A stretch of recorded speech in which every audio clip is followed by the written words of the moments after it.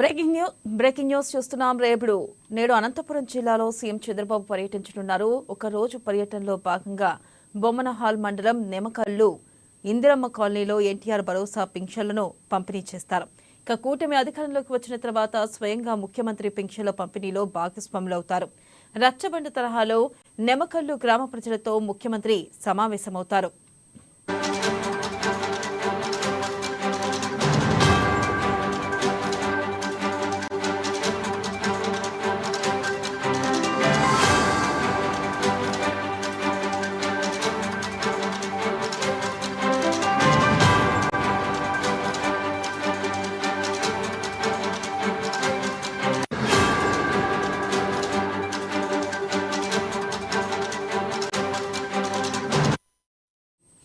Breaking news చూస్తున్నాం. నేడు అనంతపురం జిల్లాలో సీఎం చంద్రబాబు పర్యటించనున్నారు.